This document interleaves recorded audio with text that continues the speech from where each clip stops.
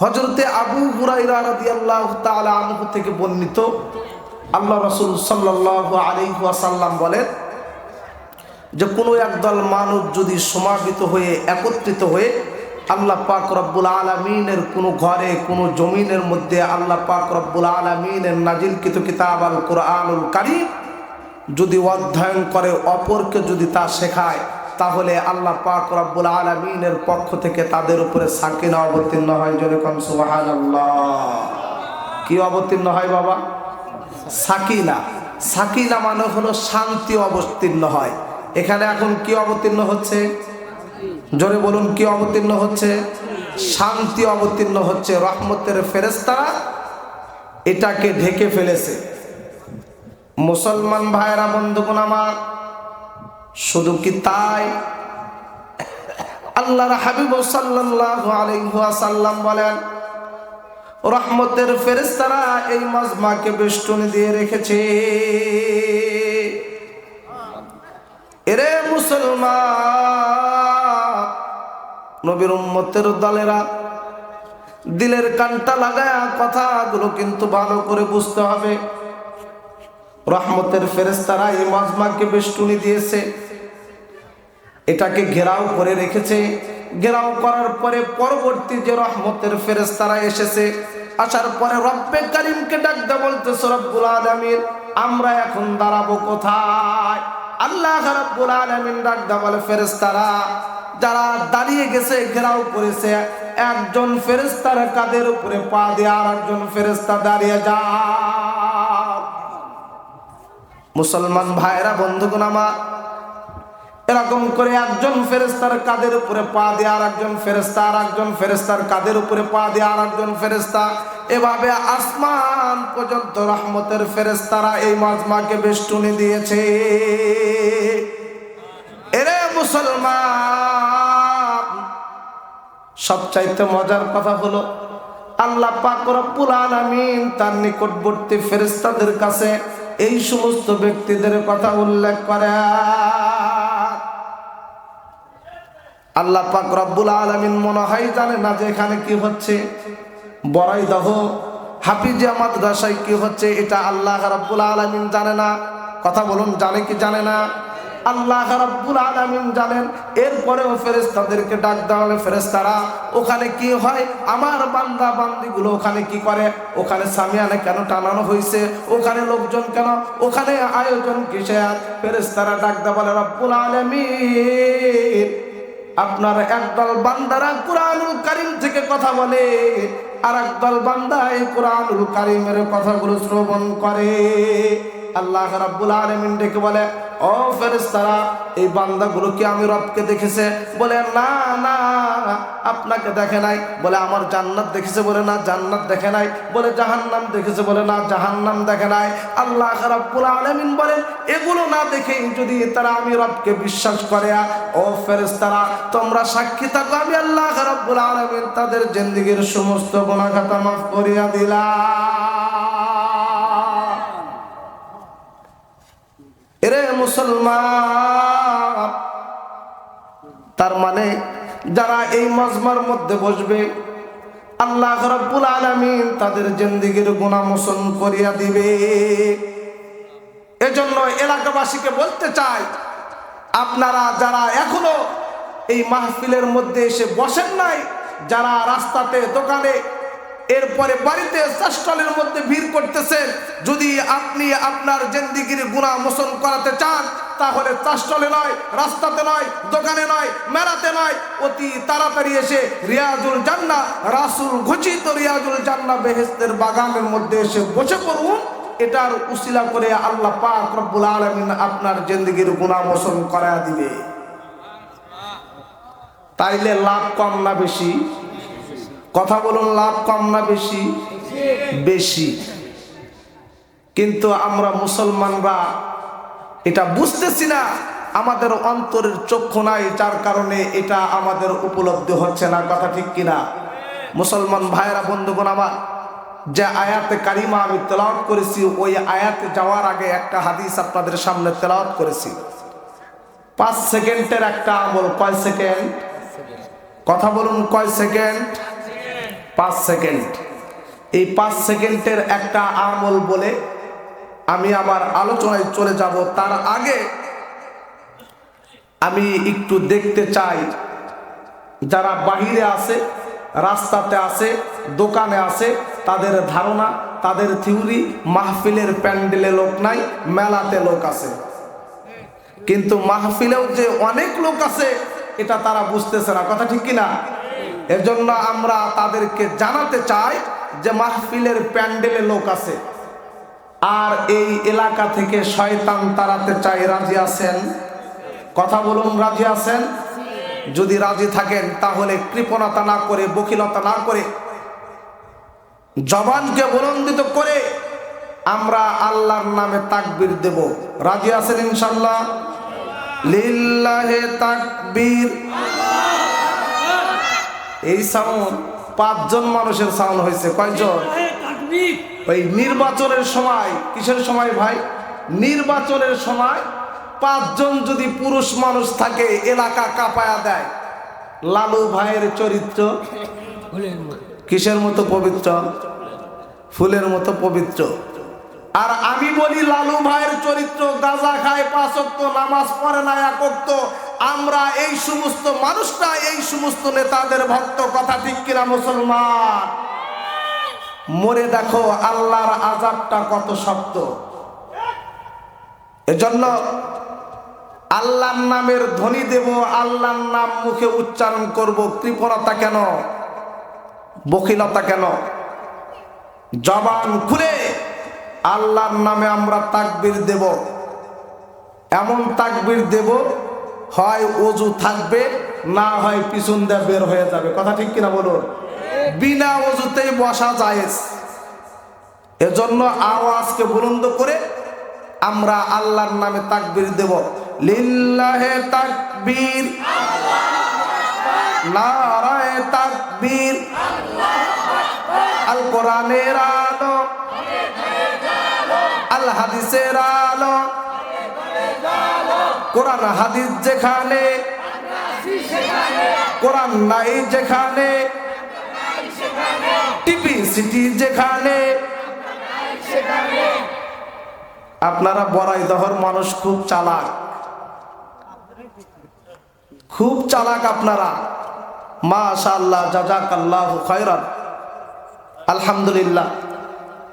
তাহলে আমি বলতেছিলাম 5 সেকেন্ডের একটা আমল দিয়ে আলোচনা শুরু করতে চাই। রাজি আছেন?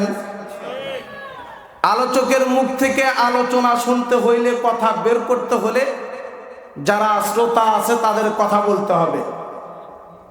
বক্তা শ্রোতা মিলামিশা ওয়াজ করব। রাজি আছেন? বক্তা এবং শ্রোতা মিলেমিশে ওয়াজ করব।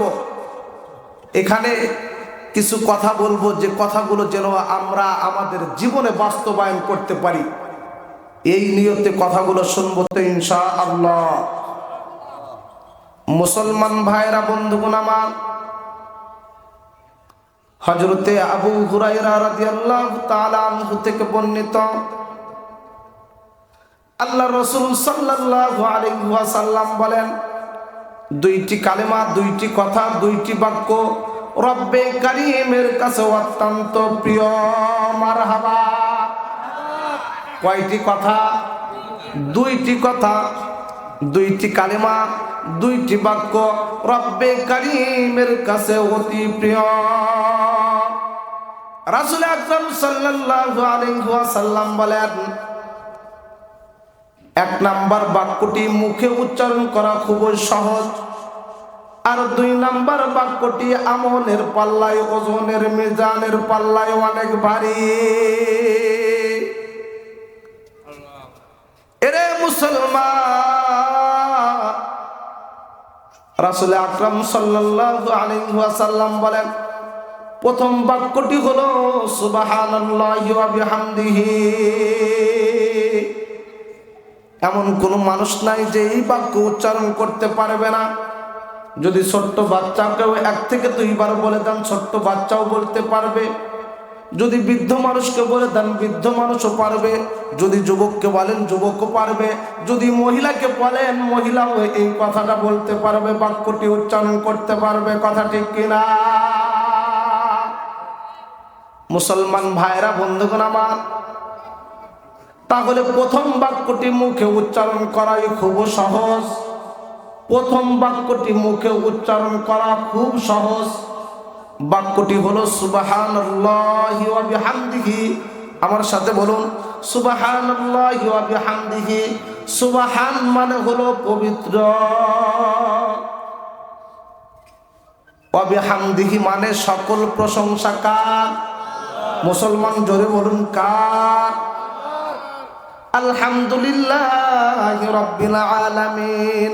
All praise is due to Allah, the Lord of the world. সমস্ত প্রশংসা সেই আল্লাহ পাক রব্বুল আলামিনের জন্য, যিনি বিশ্ব জগৎ সমূহের রব। মুসলমান ভাইরা বন্ধুগণ আমার, আলাম হলো একটি জগৎ, আলামিন হলো বহু জগৎ। এই পৃথিবী একটি গ্রহ, এরকম অনেকগুলি অসংখ্য গ্রহ নিয়ে একটি সৌর জগৎ হয়, এরকম অনেকগুলি সৌর জগৎকে নিয়ে একটি গ্যালাক্সি হয়, আর এরকম অনেকগুলি গ্যালাক্সিকে নিয়ে একটি মহাবিশ্ব হয়। সেই মহাবিশ্ব রিজেক্ট দাতা, হায়াত দাতা, মৌত দাতা, লালন পালনকারী হলো সেই রব্বুল আলামিন। মুসলমান ভাইয়েরা বন্ধুগণ আমার, আমাদের চিন্তা ধারণা হলো জগৎ হলো দুইটা। কয়টা? কথা বলুন, কয়টা জগৎ? দুইটা জগৎ, এটা আমাদের ধারণা। কিসের জগৎ? দুনিয়ার জগৎ আর আখেরাতের জগৎ।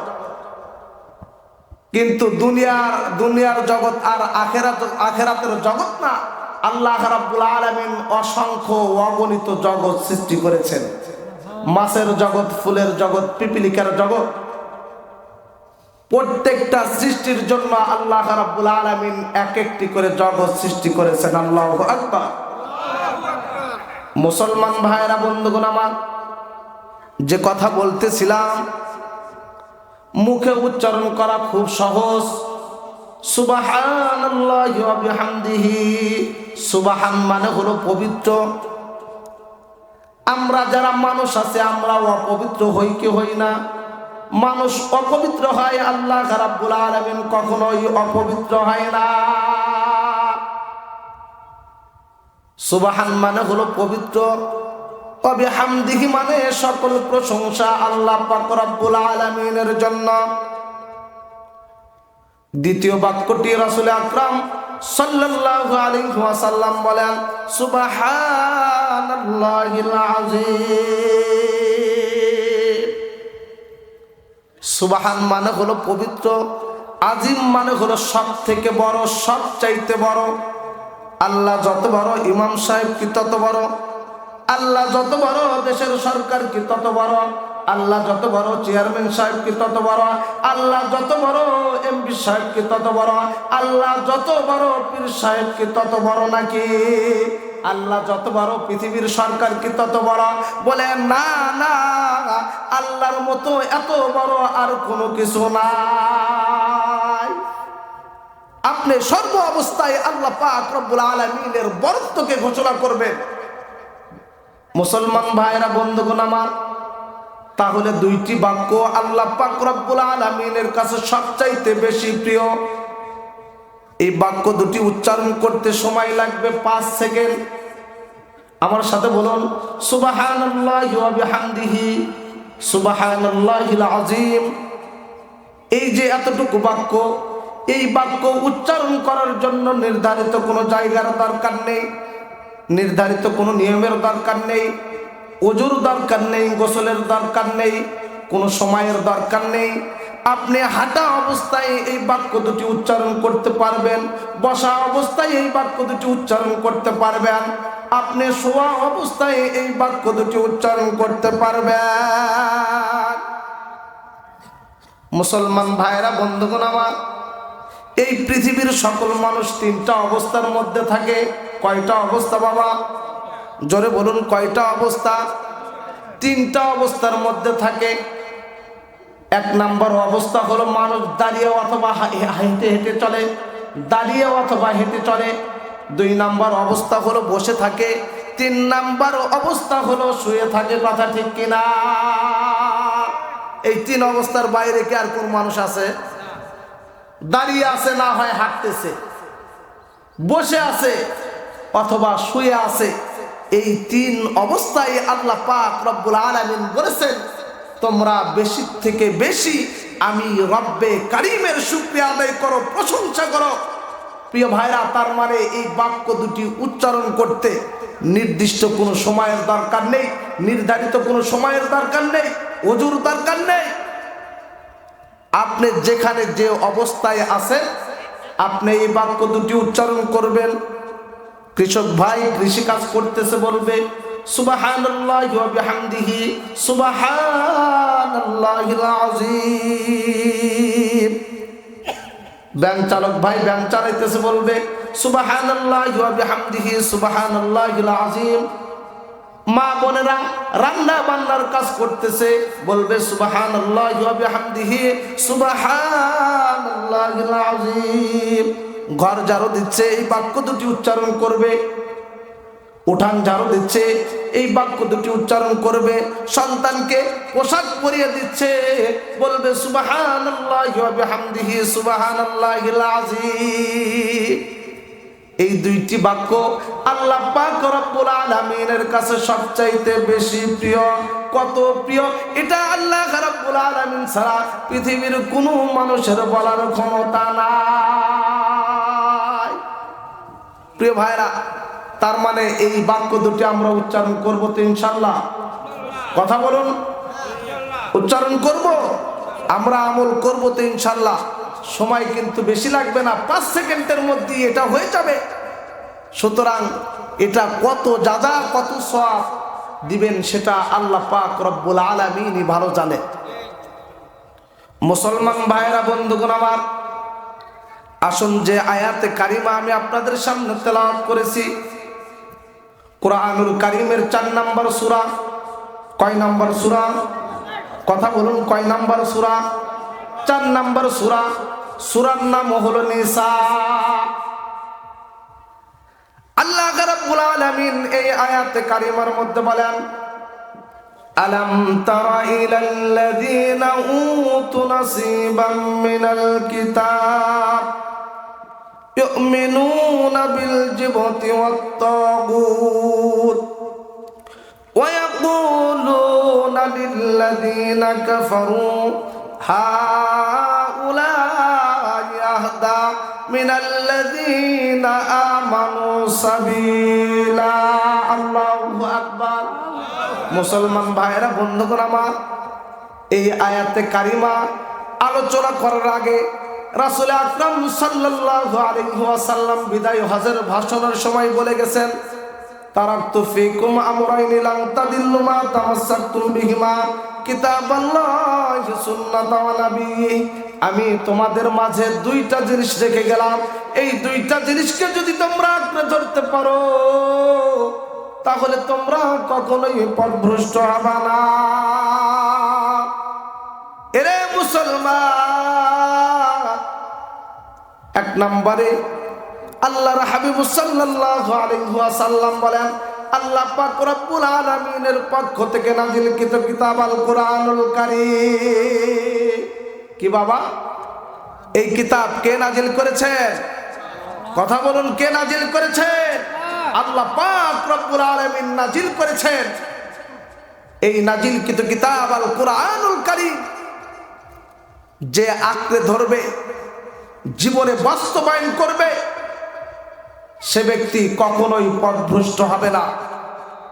মুসলমান ভাইরা, বন্ধুগণ আমার, 2 নম্বর রাসূল সাল্লাল্লাহু আলাইহি ওয়াসাল্লাম বলেন, 2 নম্বর হলো আমার সুন্নাহ, আমার আদর্শ। এরে মুসলমান, আজকে আমাদের মুসলমানের অবস্থা কি? মুসলমান আজকে মার খাচ্ছে, মুসলমান আজকে নিপীড়িত, মুসলমান আজকে শরীর থেকে রক্ত ঝরাইতেছে, মুসলমানকে গুম খুন করা হচ্ছে, মুসলমানকে হত্যা করা হচ্ছে। এটার একটা মাত্র কারণ হলো এই মুসলমান কোরআনুল কারীম এবং রাসূল সাল্লাল্লাহু আলাইহি ওয়াসাল্লামের জীবন আদর্শ থেকে মুখ ফিরিয়ে নিয়েছে। কথা ঠিক কিনা মুসলমান? আজকে এই মুসলমান লাঞ্ছিত, অপমানিত, ঘৃণিত, মুসলমান মার খাচ্ছে, মুসলমান শরীর থেকে রক্ত ঝরাচ্ছে, মুসলমানকে হত্যা করা হচ্ছে। মুসলমানকে দিয়া ফুটবল যেরকম শটানো হয়, মুসলমানকে ইহুদি খ্রিস্টানরা এরকম করে ফুটবল বানিয়ে শটাইতেছে। কথা ঠিক কিনা? নারে তাকবীর, নারে তাকবীর। আলেম ওলামা যেখানে, কোরআন হাদিস যেখানে, লিল্লাহি তাকবীর। মুসলমান ভাইরা, বন্ধুগণ আমার, তার মানে মুসলমানরা আজকে কোরআনুল কারীম থেকে মুখ ফিরিয়ে নিয়েছে। এই কোরআনুল কারীম থেকে মুখ ফিরিয়ে নিলে দুনিয়ার অবস্থা কেমন হবে, আখিরাতের অবস্থাটা কেমন হবে, আলোচনা করলেই আপনারা বুঝতে পারবেন। মুসলমান ভাইরা, বন্ধুগণ আমার, আল্লাহ রাব্বুল আলামিন সূরাতুন নিসা 52 নম্বর আয়াতে কারিমার মধ্যে ডেকে বললেন, আলাম তারা ইলাল্লাযীনা উতু নাসীবাম মিনাল কিতাব। হে রাসূল, আপনি কি দেখেননি যাদেরকে কিতাবের এক অংশ দেওয়া হয়েছিল? তারা কিতাব পাওয়ার পরেও যে অপরাধগুলো করেছিল, যে অন্যায়গুলো করেছিল, কিতাব পাওয়ার পরেও তারা জিত এবং তাগুতের উপরে ঈমান এনেছিল এবং কথাই কথাই বলতো ঈমানদারের চাইতে কাফেরদের প্রতি প্রকৃষ্টতা। এই আয়াতে কারিমার মধ্যে বনি ইসরাইল জাতির 3টা অপরাধের কথা আল্লাহ পাক রব্বুল আলামিন তুলে ধরলেন। প্রিয় ভাইরা, এই বনি ইসরাইল জাতিকে আল্লাহ পাক রব্বুল আলামিন যত জাতি পৃথিবীতে সৃষ্টি করেছেন, পাঠিয়েছেন, তার মধ্য থেকে বনি ইসরাইল জাতিকে আল্লাহ পাক রব্বুল আলামিন সবচাইতে নিয়ামত বেশি দিয়েছেন। নিয়ামত পাওয়ার পরেও তারা আল্লাহ পাক রব্বুল আলামিনের সঙ্গে বিশ্বাসঘাতকতা করেছে। এই বনি ইসরাইল জাতি ইহুদি জাতি, বেঈমান জাতি। এই বনি ইসরাইল জাতি হলো হঠকারিতা জাতি। এই বনি ইসরাইল জাতি হলো সীমা লঙ্ঘনকারী জাতি। এরা নিয়ামত পাওয়ার পরেও আল্লাহ পাক রব্বুল আলামিনের সঙ্গে নাফরমানি করেছে। প্রিয় ভাইরা, এখানে আল্লাহ পাক রব্বুল আলামিন ডেকে বললেন, আলাম তারা ইলাল্লাযীনা উতু নাসীবাম মিনাল কিতাব। হে রাসূল, আপনি কি তাদেরকে দেখেন নাই যাদেরকে কিতাবের এক অংশ দেওয়ার পরেও তারা এই কিতাব থেকে মুখ ফিরিয়ে নিয়েছে? তাদেরকে কিতাব দেওয়ার পরেও তারা বড় বড় 3টা অপরাধ করেছে। প্রিয় ভাইরা, উদাহরণ যদি দিই, আপনার বিবি সাহেবা আপনার হাতের মধ্যে একটা ব্যাগ দিল চান্দাইকোনা হাটের দিন, অথবা আপনাদের বড়াইদহ বাজার, বিকালবেলা আপনার স্ত্রী আপনাকে টাকা দিল, ব্যাগ দিল, দেওয়ার পরে বলল বাজারে যাবা, আলু আনবা, যা যা লাগে সব কিছু বলে দিল।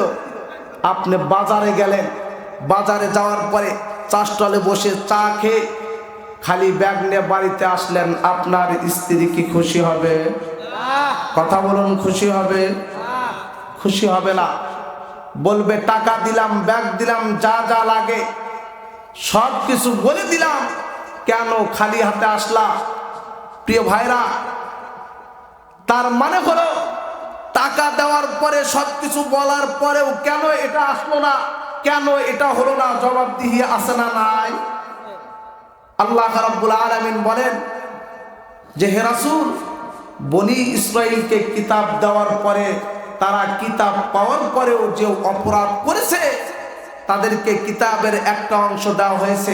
প্রিয় ভাইরা, কিতাবের এক অংশ জাতিকে আল্লাহ পাক রব্বুল আলামিন পরিপূর্ণ কিতাব দান করেছিলেন, কিন্তু এখান থেকে এক খণ্ড তারা ভুলে গিয়েছিল, এক খণ্ড তারা হারিয়ে ফেলেছিল, আর এক খণ্ডর কিছু তারা মানত। এই জন্য আল্লাহ পাক রব্বুল আলামিন এখানে বলেছে যে বনি ইসরাইলকে কিতাবের এক অংশ দেওয়া হয়েছিল।